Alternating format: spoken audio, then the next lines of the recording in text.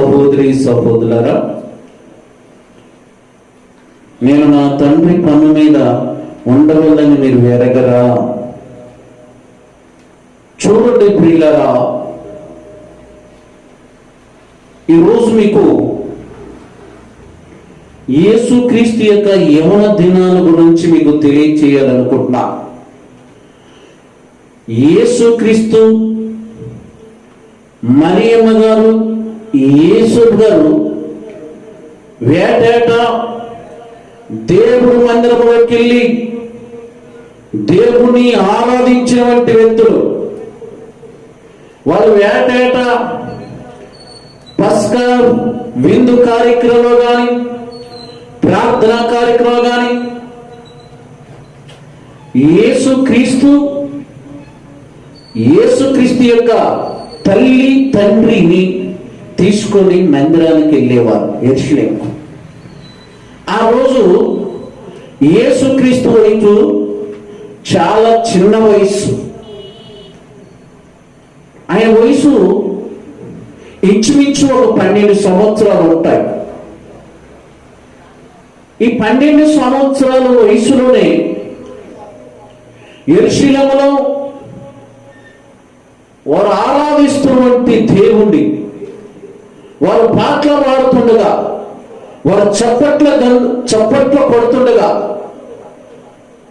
మోషే ధర్మశాస్త్ర గ్రంథమును బోధకులు బోధిస్తుండగా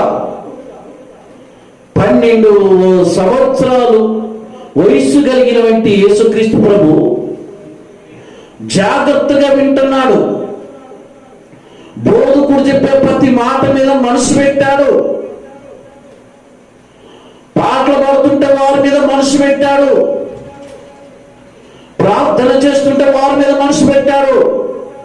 అంటే చిన్న వయస్సులోనే ఆయన జీవితం యొక్క క్రమం ఏంటి, చిన్న వయసులోనే ఆయన జీవిత విధానం ఏంటి, చిన్న వయసులోనే ఆయన ఆలోచిస్తున్న ఆలోచన ఏంటి, చిన్న వయసులోనే ఎటువంటి ప్రవర్తన కలిగి ఉన్నారు, చిన్న వయసులోనే ఎటువంటి నడక కలిగి ఉన్నారు, చిన్న వయసులోనే తన జీవితాన్ని ప్రభువుకు ఏ విధంగా దేవుడికి సమర్పించారు.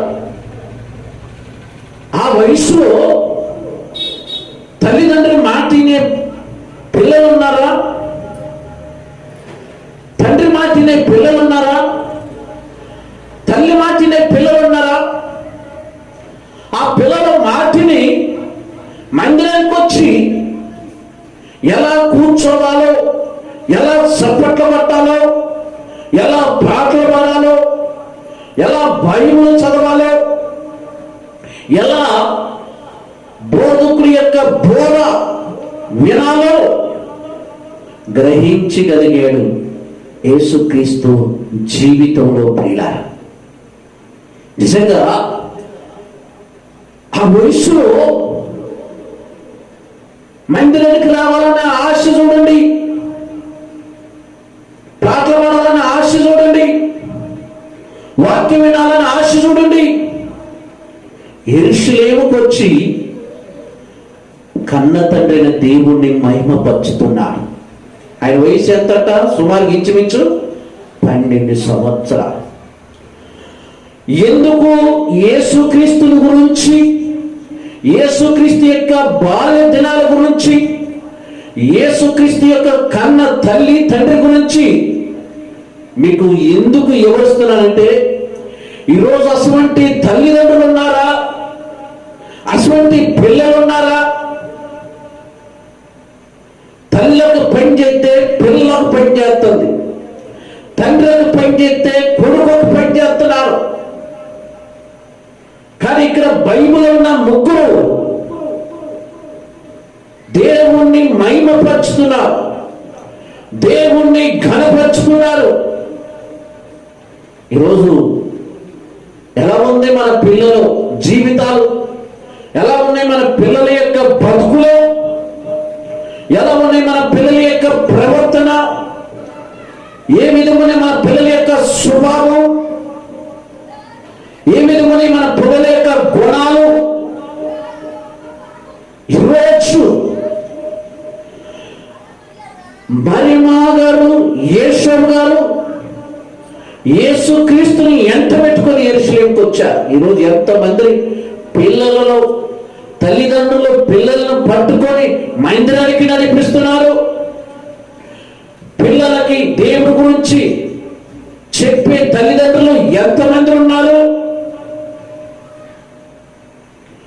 ఈ దేవుడి గురించి, దేవుడి యొక్క కార్యాల గురించి, దేవుడి యొక్క గొప్పతనం గురించి, దేవుడు చేసిన అద్భుతాల గురించి ఎంత తల్లిదండ్రులు పిల్లలకు బిడ్డలకు వివరిస్తున్నారు.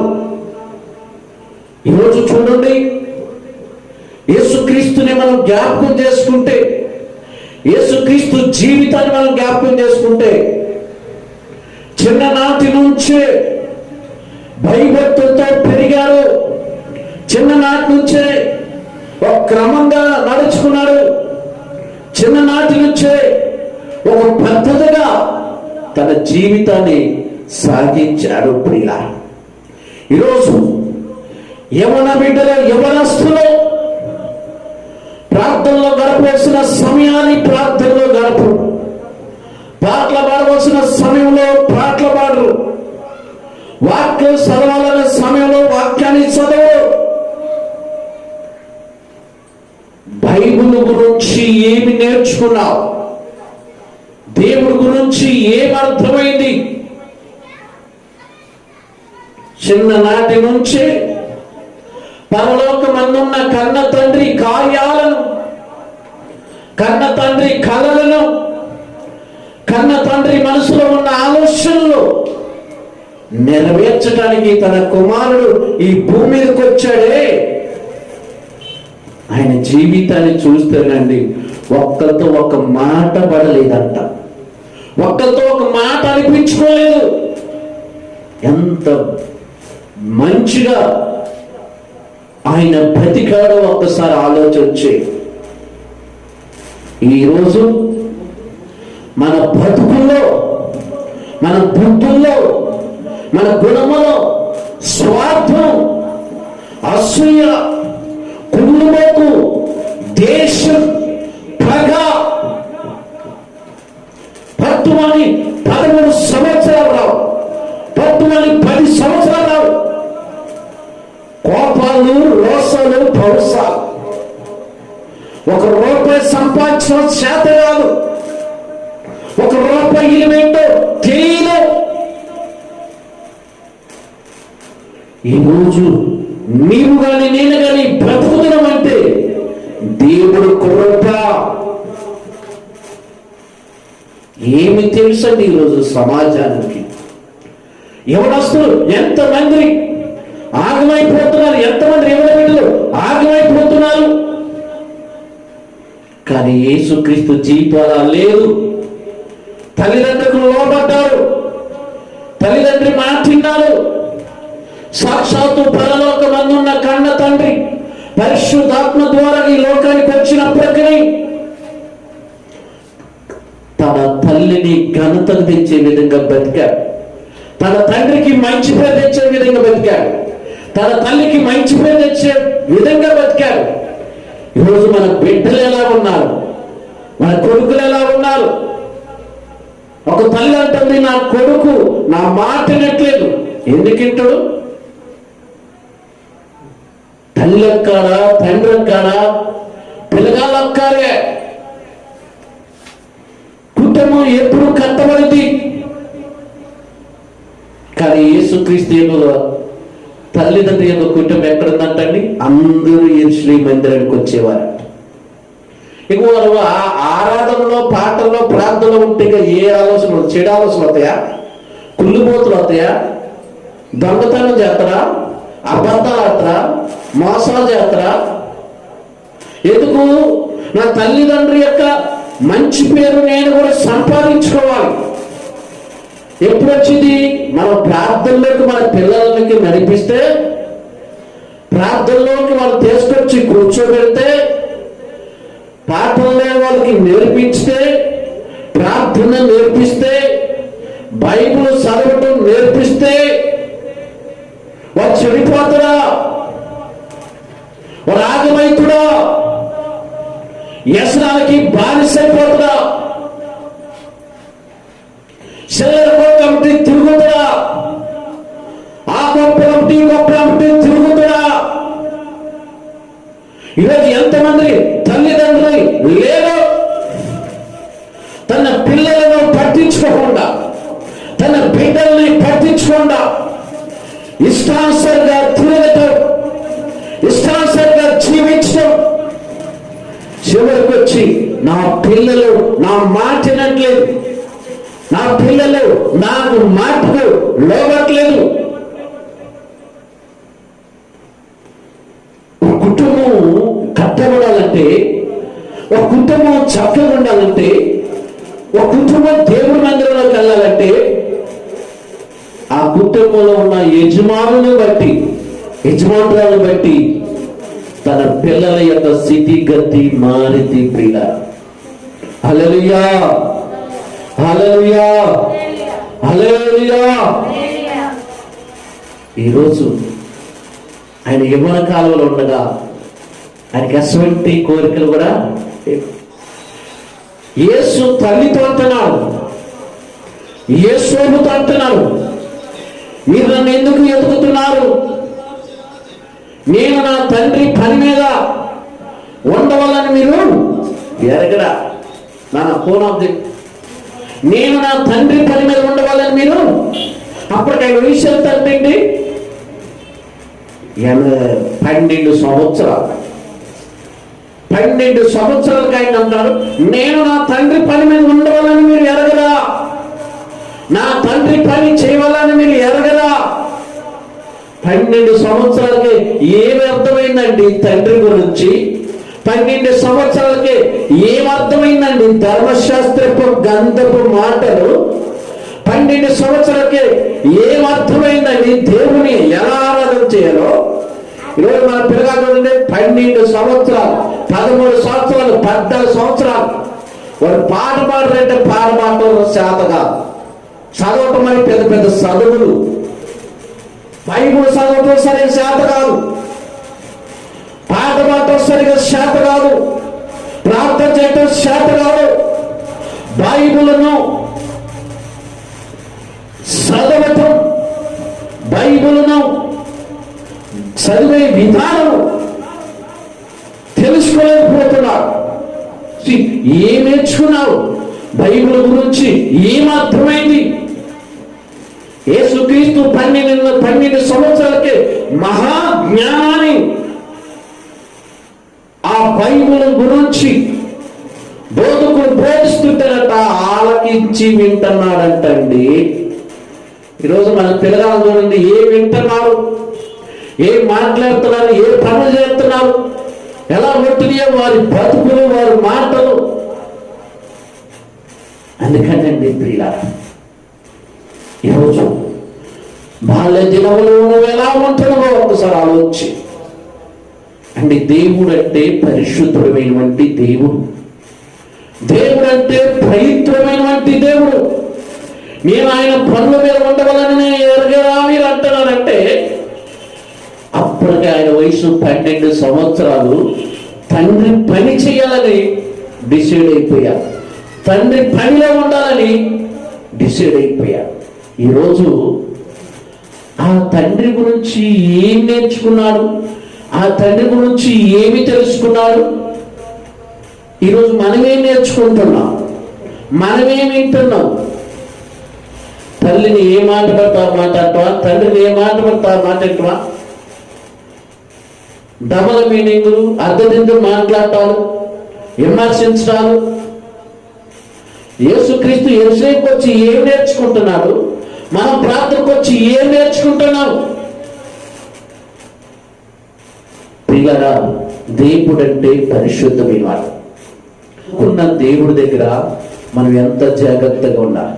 మనం నమ్ముకున్న దేవుణ్ణి ఆయన గొప్పతనం మనం చెప్పాలి, దేవుడి యొక్క జీవితాల గురించి చెప్పాలి, దేవుడు చేసే అద్భుతాల గురించి చెప్పాలి. మనం నమ్ముకున్న దేవుడు దగ్గర సినిమా పాటలు పాడదామా? మనం నమ్ముకున్న దేవుడి దగ్గర డ్యాన్స్ వేద్దామా? మన దేవుడు డ్యాన్స్ లేవన్నాడా? మన దేవుడు సినిమా పాటలు పెట్టుకోమంటున్నాడా? మన దేవుడు సరస్వతులుగా నవ్వు అంటున్నాడా? మన దేవుడు ఎస్వంటి వాడు. మనం నమ్ముకున్న దేవుడు చాలా పరిశుద్ధమైన వాడు. మరి ఆయన ఆరాధిస్తున్న మనం ఎంత జాగ్రత్తగా ఉండాలి? చూడండి ప్రియులా, ఆ దేవుడి గురించి మనం చెప్పాలి. దేవుడి యొక్క జీవితాన్ని గురించి చెప్పుకోవాలి. దేవుడి యొక్క మనకిచ్చిన ఈ జీవితం గురించి తెలుసుకోవాలి. ఈ తెలుసుకోకుండా దేవుడి దగ్గరకు వచ్చి ఏమండి ఎవరేం సరే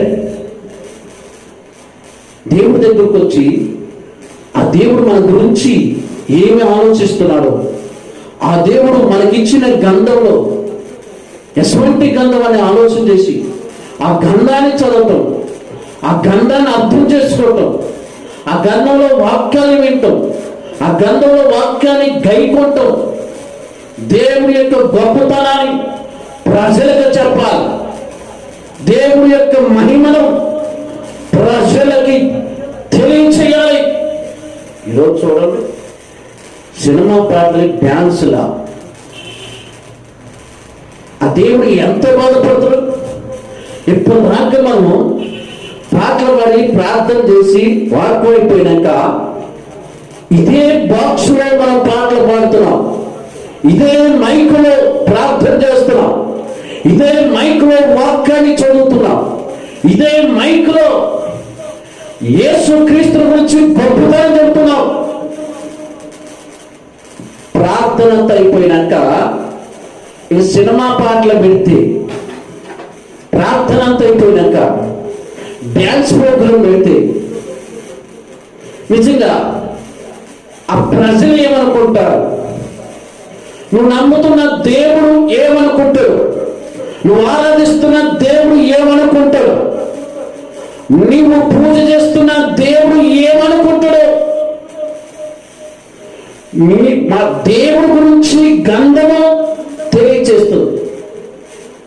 ఈరోజు ఈ గంధంలో లేని సినిమా పాటలు పాడితే దేవుడు సంతోషపడతాడా? ఇప్పుడు దాకా ప్రార్థన చేసి పాటలు పాడి సినిమా పాటలు పాడితే దేవుడు ఆనందపడతాడా? డ్యాన్సులు అయితే అరే నువ్వు దేవుడు నమ్ముకుంది ఎందుకు? దేవుడి దగ్గరికి వెళ్ళేది ఎందుకు? దేవుడికి ప్రార్థించేది, దేవుడికి పూజ చేసేది ఎందుకు? డ్యాన్సులు అయిటాక, స్టెప్పులు అయిటాక, సరస్వతులు అయిటాక, పనికి రాని పాటలకి పనికి రాని డ్యాన్సులు చేసి నువ్వు నమ్ముకున్న దేవుని అవమానపరుచుతున్నావా? నువ్వు నమ్ముకున్న దేవుణ్ణి కించపరుచుతున్నావా? దేవుడంటే పరిశుద్ధుడు, దేవుడంటే యథార్థవంతుడు, దేవుడు నీతివంతుడు. ఈరోజు మనము కూడా ఆ దేవుణ్ణి నమ్ముకున్న మనం కూడా ఎంత జాగ్రత్తగా ఉందా? మన చేతనైతే ఈ గంధాన్ని, ఈ పరిశుద్ధమైన వాక్యాన్ని మనం చదవాలి. ఈ వాక్యాన్ని దేవుడు రాయించిన గంధమని మనం చదవాలి. కానీ ప్రార్థన చేసినంతసేపు ప్రార్థనలో ఉండే, ప్రార్థన అయిపోయినాక ఇక ఏమండి డీజే సాంగ్స్ పెట్టి, సినిమా సాంగ్స్ పెట్టి డ్యాన్సులు వేస్తే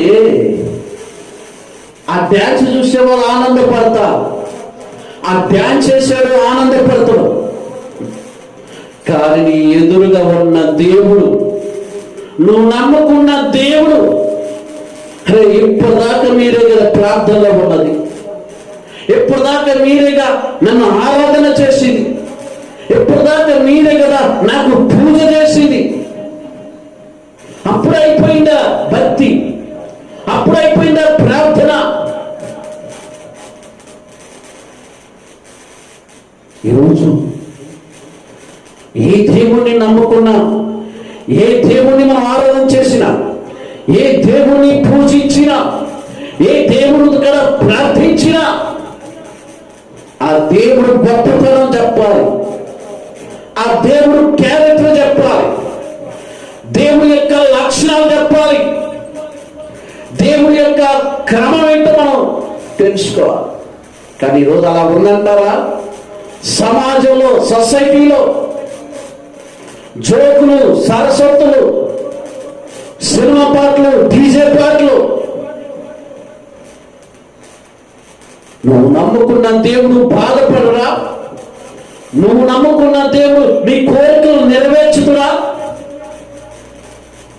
ఈరోజు సమాజంలో, సొసైటీలో ఎలా ఉంటుంది మన జీవితం?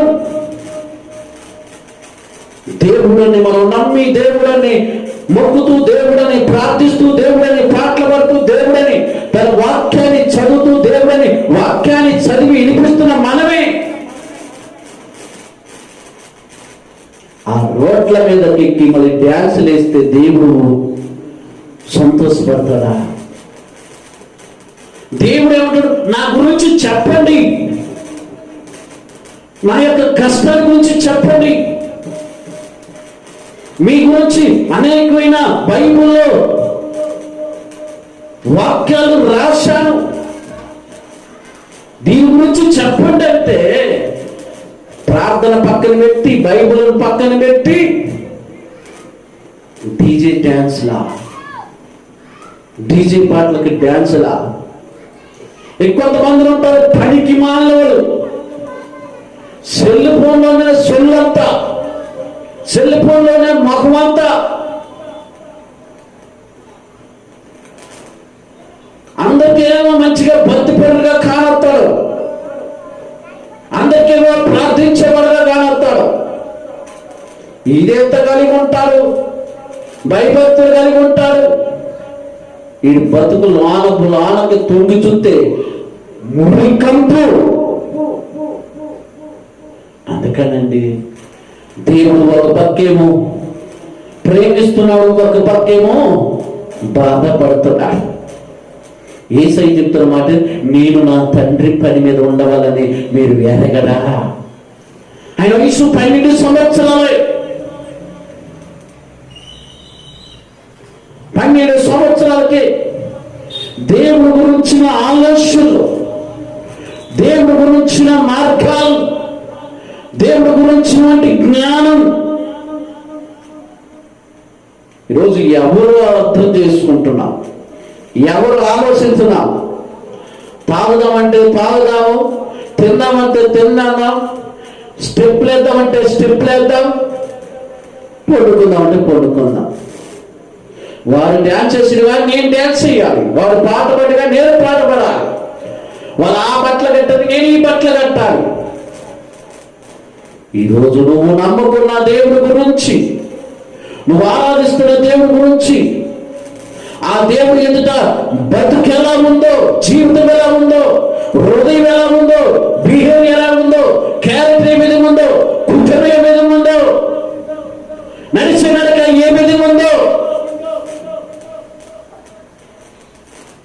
ఒక్కసారి మనం ఆలోచన చేయాలి ప్రియుల. బైబిల్ అందుకనే స్పష్టంగా చెబుతుంది,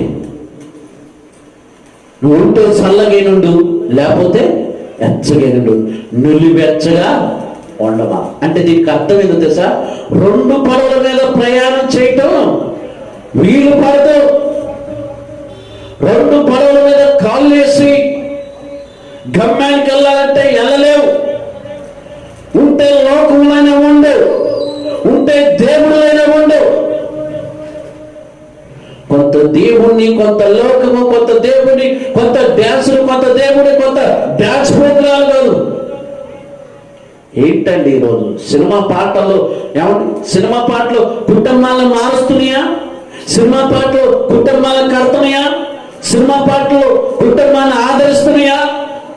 సినిమా పాటల వల్ల, ఈ సీరియల్ వల్ల, ఈ జోకుల వల్ల, జబర్దస్త్ వల్ల ఎంతమంది కుటుంబాలు పతనమైపోతున్నాయి, ఎంతమంది యవనస్తులు తెలుసారిపోతున్నారు.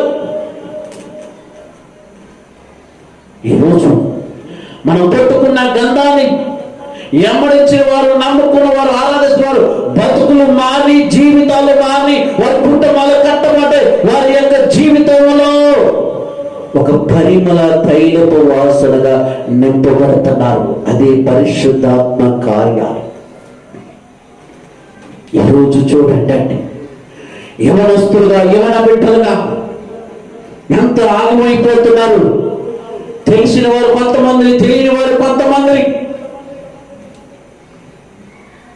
ఏ విధంగా వారి జీవితాలు పతనం చేసుకుంటారు ఒక్కసారి మీరు ఆలోచన చేయండి ప్రియులారా. ఈ యవన బిడ్డలు యవనస్తులు చెడిపోయినాక, ఆగమైపోయినాక బాధపడేది ఎవరు? కన్న తల్లిదండ్రి కాదా? పరలోకమందున్న కన్న తండ్రి మనల్ని నమ్మి ఈ లోకానికి పంపిన ఆ దేవుడు కూడా బాధపడడా? ఏమర్థమైందండి ఈరోజు సమాజానికి దేవుడు గురించి? ఏమర్థమైంది సంఘానికి? దేవుడు అంటే మహాపరిశుద్ధమైన వంటి దేవుడు.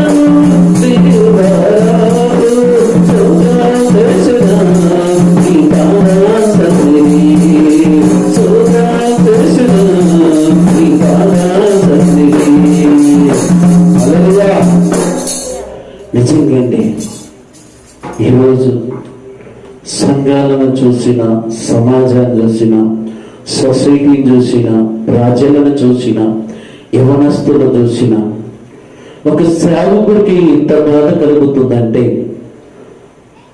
మహాకాశములను తన మహిమను వివరిస్తున్న వంటి దేవుడు ఎంత బాధపడతాడో ఒక్కసారి ఆలోచించండి. నీ దేవుడికి మహిమ తెస్తావా? నీ దేవుడికి అవమానం తెస్తావా? ఒక్కసారి ఆలోచించి. యేసు తన జీవితం, యవన జీవితంలోనే ఎంత మట్టుగా, ఎంత మర్యాదగా, ఎంత క్రమంగా ఆ యెరూషలేములో జీవించాడో, బతికాడో, నడుచుకున్నాడో ఈరోజు మనం విన్నాం. నేను ఆ తండ్రి పని మీద ఉండాలన్న బాధ్యత ఈరోజు దేవుడు గుర్తు చేస్తున్నాడు. ఏ బాధ్యత కలిగి ఉన్నాం, ఏ బాధ్యత కలిగి మనం ఉన్నాం, ఏ పని మీద మనం పూనుకుంటున్నాం ఒక్కసారి ఆలోచన చేయండి ప్రియులా. ఈరోజు నీ ద్వారాగా, నా ద్వారాగా పరమందున్న కన్న తండ్రికి మహిమను తెస్తావా? మన ద్వారాగా దేవుడుని అవమానపరుచుతున్నావా? ఒక్కసారి ఆలోచించు. ఆయన పరిశుద్ధుడు, మనం కూడా పరిశుద్ధుగా ఉండాలి. ఒకసారి మనం అంతా జ్ఞాపకం చేసుకొని మన జీవితాలను, మన కుటుంబాలని మనమే కాపాడుకొని ప్రభువుకు ఇష్టమైన కుటుంబాలుగా, ప్రభువుకి ఇష్టమైన బిడ్డలుగా మనం జీవించాలి ప్రియులారా.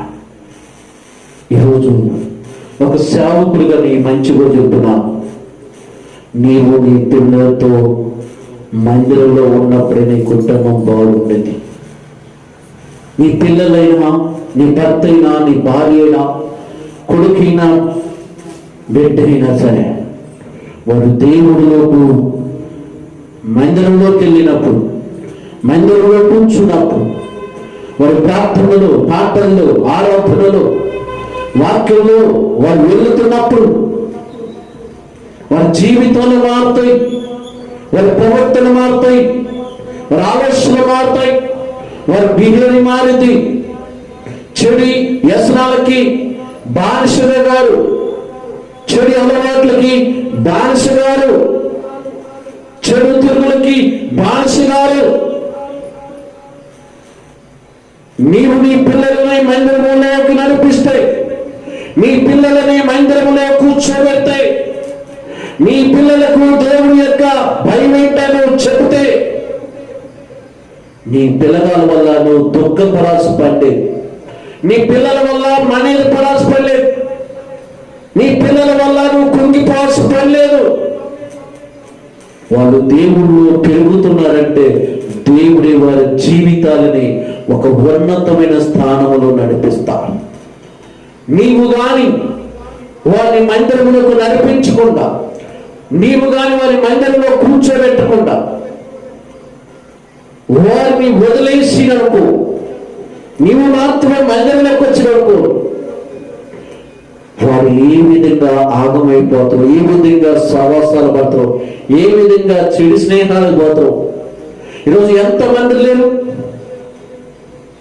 కళ్ళు తాగేవాడు, మందు తాగేవాడు, సిగరెట్ తాగేవాడు, బీడీ తాగాడు, తిప్పుకుట్టిన 12 సంవత్సరాలు ఉండవు. వాడి బట్టలు, వాడి దశలు, వాడి సెల్లి పనులు, సెల్లు, అమ్మర్లు, ఎంబర్లు, ఖైదీలు, పేకాటలు, దొంగతనాలు, హింసాలు, మనుషులు మోసం చేయటం, ఇదంతా నీ పిల్లలను నువ్వు మందిరానికి నడిపించకపోవడం వల్ల వాళ్ళు నేర్చుకున్న అలవాటు. వారు అసలు వాటికి ఆకర్షించబడిపోతారు. ఒక సేవకుడిగా మీకు చేతులు జోడించుకుంటున్నాను, మీ పిల్లలను మందిరంలో కూర్చోబెట్టండి, మీ పిల్లలను మందిరంలోకి నడిపించండి. వారి గురించి నువ్వు ఆలోచించమాకు. అప్పుడు ఎందుకు తెలుసా? దేవుడు వారిని నడిపించుకుంటాడు. ఒక తల్లిగా, ఒక తండ్రిగా నీ బాధ్యత.